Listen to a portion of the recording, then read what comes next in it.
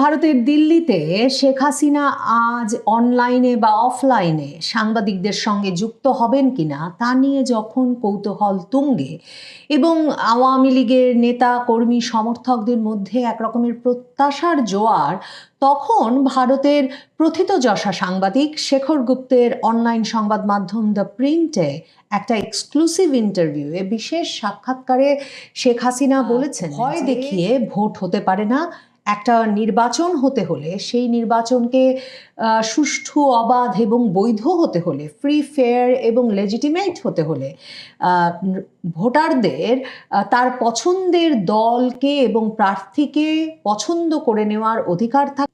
BNP জামাতের প্রার্থীরা যেভাবে, নেতাকর্মীরা যেভাবে মানুষের ঘরে ঘরে গিয়ে তাদেরকে সহিংসতার ভয় দেখিয়ে অথবা ভাঙচুরের ভয় দেখিয়ে, ডিস্ট্রাকশন অথবা ভায়োলেন্সের ভয় দেখিয়ে ভোটে আসতে বলছেন বা ভোট দিতে বলছেন, এভাবে ভোট হতে পারে না। শেখ হাসিনা দ্য প্রিন্টের সঙ্গে সাক্ষাৎকারে বলেছেন যে ইন্টারিম গভর্নমেন্ট, এই অন্তর্বর্তীকালীন সরকার জানেন যে বাংলাদেশের সবচেয়ে পুরনো এবং বৃহত্তম দল আওয়ামী লীগ যদি নির্বাচনে অংশগ্রহণ করতে পারত তাহলে তারা ব্যাপক সমর্থন পেত, ব্যাপক সংখ্যাগরিষ্ঠতায় নির্বাচিত হতো এবং ঠিক সে কারণেই দলটিকে নিষিদ্ধ করে রাখা হয়েছে নির্বাচনে অংশগ্রহণ থেকে। এবং তিনি মনে করিয়েছেন যে যেই ইউনূস একটা ভোটও কোনোদিন বাংলাদেশের জনগণের কাছ থেকে পায়নি, সেই ইউনূসই বাংলাদেশের পুরো মানে আইনি কাঠামো, সাংবিধানিক কাঠামো পুনর্লিখন করেছে। মানে ওই যে জুলাই সনদের কথা বলছেন শেখ হাসিনা, যার ভিত্তিতে গণভোটও অনুষ্ঠিত হতে যাচ্ছে 12 তারিখ। তো শেখ হাসিনা বলছেন যে যেই লোকটি একটা ভোটও কোনোদিন পায়নি, সেই ব্যক্তিটি বাংলাদেশের সকল আইনি কাঠামোকে পুনর্লিখন করে নিজের অবৈধ কার্যকলাপকে বৈধ করে নেওয়ার প্রক্রিয়া শুরু করেছে বা সেই প্রক্রিয়া চালু করেছে। শেখ হাসিনা এই সাক্ষাৎকারটিতে বলেন যে এই পুরো প্রক্রিয়াটাকে কোনো পরিবর্তন, রূপান্তর, ক্ষমতা হস্তান্তর বলা যায় না। এটা কোনো ট্রানজিশন নয়, এটা এক রকমের কর্তৃত্ববাদ মাত্র। দ্য প্রিন্ট এই আলাপটি করেছে শেখ হাসিনার সঙ্গে যে ডক্টর মোহাম্মদ ইউনূস তো বারবার বলেছেন যে তিনি আওয়ামী লীগকে নিষিদ্ধ করেন নাই। তিনি বিভিন্ন আন্তর্জাতিক সংবাদ মাধ্যমে, আপনাদের মনে থাকবে যে ডক্টর ইউনূস বারবারই বলেছেন যে তিনি আওয়ামী লীগকে, তার সরকার নিষিদ্ধ করে নাই, আওয়ামী লীগের রাজনৈতিক কার্যক্রম নিষিদ্ধ রয়েছে। শেখ হাসিনাকে এ বিষয়ে প্রশ্ন করা হলে শেখ হাসিনা বলেছেন যে উনি একটা পার্থক্য করেছেন, নিষিদ্ধ আর রাজনৈতিক কার্যক্রম নিষিদ্ধ, কিন্তু এর কোনো অর্থ তিনি ব্যাখ্যা করেন নাই। এবং আওয়ামী লীগ যেহেতু কোনো রাজনৈতিক কর্মকাণ্ড পরিচালনা করতে পারছে না, প্রচারণা চালাতে পারছে না, সংগঠিত হতে পারছে না, এমনকি নির্বাচনেও অংশ নিতে পারছে না, কাজেই ইউনূস সরকার প্রকৃতভাবেই সর্বতোভাবে আওয়ামী লীগকে নিষিদ্ধ করে রেখেছে। শেখ হাসিনা বলেছেন যে বাংলাদেশের আইন শৃঙ্খলা পরিস্থিতির যে ভয়াবহ অবনতি হয়েছে, যে গুরুতর অবনতি হয়েছে, তা একমাত্র ঘুরে দাঁড়ানো সম্ভব যদি বাংলাদেশে সকল রাজনৈতিক দলের অংশগ্রহণে একটা সুষ্ঠু, অবাধ নির্বাচনের মাধ্যমে একটা সাংবিধানিক সরকার বাংলাদেশের নেতৃত্বে আসে, তাহলেই শুধুমাত্র সেটা সম্ভব। কারণ আইন শৃঙ্খলা কখনো বাছাই করে প্রয়োগ করে কিংবা ভয় দেখিয়ে আইন শৃঙ্খলা ব্যবস্থার উন্নতি করা যায় না বা আইনের শাসন প্রতিষ্ঠা করা যায় না।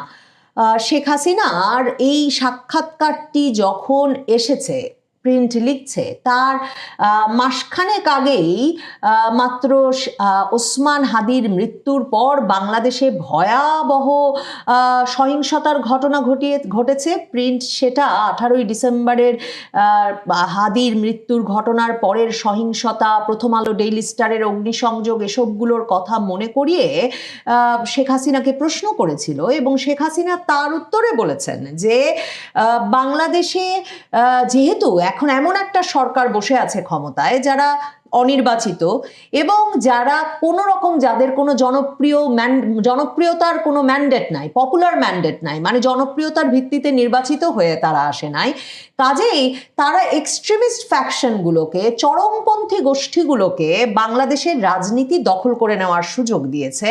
এবং তিনি বলছেন যে ইউনূস সরকার এ কারণেই সংস্কার দেওয়ার পরিবর্তে, মানে সংস্কারের কথা বলে তারা ক্ষমতায় এসেছে, কিন্তু সংস্কার দেওয়ার পরিবর্তে এই অন্তর্বর্তীকালীন সরকার র্যাডিক্যাল গ্রুপ, মৌলবাদী চরমপন্থী গোষ্ঠীগুলোকে ক্ষমতার কেন্দ্রে বসিয়েছে এবং মব জাস্টিস, মবের বিচার প্রতিষ্ঠা করেছে এবং পলিটিক্যাল ভয়েসেস, সকল রকম বৈধ রাজনৈতিক কণ্ঠস্বরকে এক রকমের রুদ্ধ করেছে, তাদের কণ্ঠ চেপে ধরেছে। শেখ হাসিনা বলেছেন যে এই মুহূর্তে বাংলাদেশে কোনো রকম আইন শৃঙ্খলা নাই, no semblance of law and order. Yunus সরকার নিয়মিতভাবে সহিংসতার বিরুদ্ধে ব্যবস্থা নিতে ব্যর্থ হয়েছে এবং এরা ইচ্ছা করে এক্সট্রিমিস্টদের, চরমপন্থীদেরকে শক্তিশালী করেছে যাতে তারা ভয়াবহ নৃশংসতা, ডেইলি অ্যাক্টস অফ ব্রুটালিটি এবং বাংলাদেশের যে একটা বৈচিত্র্যময় চরিত্র ছিল, একটা অন্তর্ভুক্তিমূলক চরিত্র ছিল, বৈচিত্র্য গ্রহণের যে সক্ষমতা ছিল, প্লুরালিজমের যে আদর্শ ছিল, বহুত্ববাদ যে ছিল সমাজে, সেটা একেবারে ধামাচাপা পড়ে গেছে এবং বাংলাদেশে এর মাধ্যমে কোনো রকম বৈচিত্র্য বা ভিন্ন মতকে রীতিমতো সামাজিক শত্রু, রাজনৈতিক শত্রু হিসেবে চিহ্নিত করা হচ্ছে। এবং শেখ হাসিনা সেক্ষেত্রে সবচেয়ে গুরুত্বের সঙ্গে আলাদাভাবে এই বিষয়টি নিয়ে মানে বিস্তারিত কথা বলেছেন প্রিন্টের সঙ্গে এই সাক্ষাৎকারে। আমার মনে হয়েছে সেটা শেখ হাসিনার নির্বাচনের আগে একটা গুরুত্বপূর্ণ অবস্থান, যে বাংলাদেশের পুরো সোসাইটির, সমাজের চরিত্রটা বদলে গেছে, সমাজটা র্যাডিকালাইজড হয়ে গেছে, চরমপন্থার বিকাশ হয়েছে এবং এমন উগ্রবাদের বিকাশ হয়েছে যে বাংলাদেশের যে মৌলিক আদর্শগুলো ছিল সেগুলো একেবারে ধ্বংসের দ্বার প্রান্তে পৌঁছেছে। শেখ হাসিনা বলেছেন যে Bangladesh was founded on secularism, pluralism and Democratic values. Bangladesh গণতন্ত্র, ধর্মনিরপেক্ষতা এবং বহুত্ববাদের আদর্শের ওপর প্রতিষ্ঠিত হয়েছিল।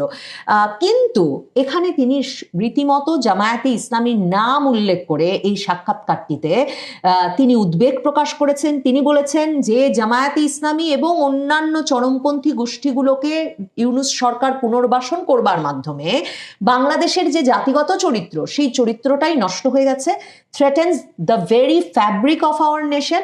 এবং তিনি বলেছেন যে যখন মূলধারার রাজনীতিতে চরমপন্থী গোষ্ঠীদেরকে পুনর্বাসন করা হয়েছে বা চরমপন্থী গোষ্ঠীদের ঢুকতে দেওয়া হয়েছে, তারা কোনোভাবেই রাষ্ট্রটাকে একটা মধ্যপন্থার সহনশীল চরিত্রে থাকতে দেয় না। They do not moderate the state, they seek to reshape it in their own image. তারা চেষ্টা করে রাষ্ট্রের চেহারা বদলে তাদের পছন্দ মতো চেহারা দিতে এবং দেশ থেকে বহুত্ববাদের, মানে বিভিন্ন মত, পথ, ধর্ম, বর্ণের লোক যে একটা দেশে থাকবে, সেই প্লুরালিজমের চরিত্রটার একেবারে শেষ চিহ্নটা পর্যন্ত মুছে ফেলতে।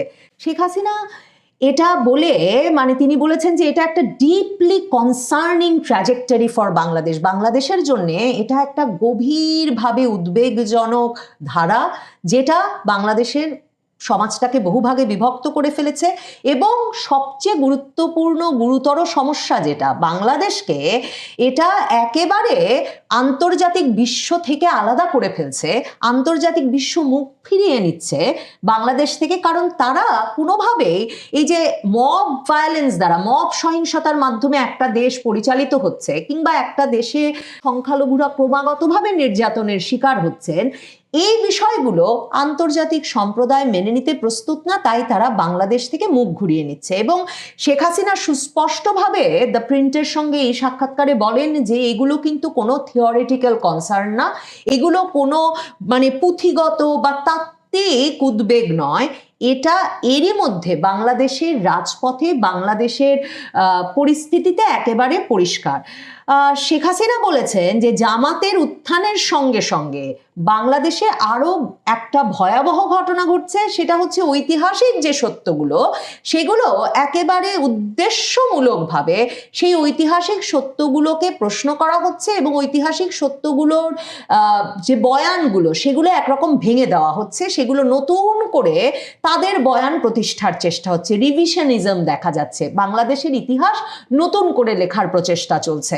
শেখ হাসিনা বলেছেন যে আমরা আজকে যা দেখছি সেটা হচ্ছে ঐতিহাসিক সত্যকে মুছে ফেলার চেষ্টা।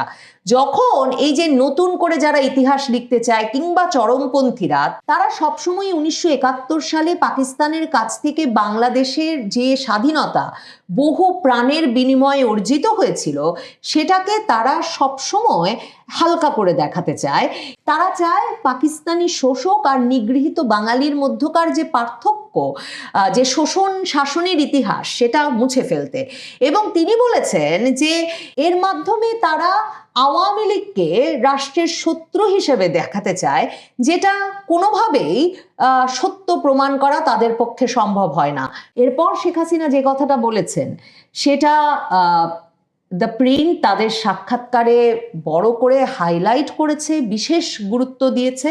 শেখ হাসিনা বলেছেন যে যেই জাতি তার স্বাধীনতার মূল্য ভুলে যায়, কত দাম দিয়ে স্বাধীনতা কেনা হয়েছে ভুলে যায়, সেই জাতি স্বাধীনতা বিরোধীদের কাছে জিম্মি হয়ে পড়ে, স্বাধীনতা বিরোধীদের কাছে অসহায় হয়ে পড়ে। এবং শেখ হাসিনা বলেছেন যে আমাদের স্বাধীনতা যুদ্ধের ইতিহাস রক্ষাটা কোনো রাজনীতির বিষয় নয়, এটা একেবারেই আমাদের সার্বভৌমত্ব এবং আমাদের আত্মপরিচয় রক্ষার বিষয়। শেখ হাসিনা এই অক্টোবর মাস থেকে অসংখ্য সাক্ষাৎকার দিয়েছেন আন্তর্জাতিক শীর্ষস্থানীয় প্রায় সকল সংবাদ মাধ্যমে, ভারতের শীর্ষস্থানীয় প্রায় সকল সংবাদ মাধ্যমে। তবে স্বাধীনতার রক্ষা নিয়ে কিংবা জামায়াতে ইসলামীর উত্থান নিয়ে, বাংলাদেশের রাজনীতিতে স্বাধীনতা বিরোধী শক্তির উত্থান, চরমপন্থী গোষ্ঠীর উত্থান নিয়ে তার এরকম সরাসরি উদ্বেগ এর আগের সাক্ষাৎকারগুলোতে দেখা যায়নি। সম্ভবত 12ই ফেব্রুয়ারির নির্বাচনের আগে, যখন জামায়াতে ইসলামী স্বভাবতই বিএনপির পাশাপাশি শক্তিশালী একটি রাজনৈতিক শক্তি হিসেবে আবির্ভূত হতে যাচ্ছে যে নির্বাচনের মাধ্যমে, এবং অনেকেই বলছেন যে এমনকি বিএনপির চেয়ে ভালো ফলাফল করে তারা একটা চমক দেখিয়ে দিতে পারে কিনা, তখন শেখ হাসিনা সম্ভবত বাংলাদেশের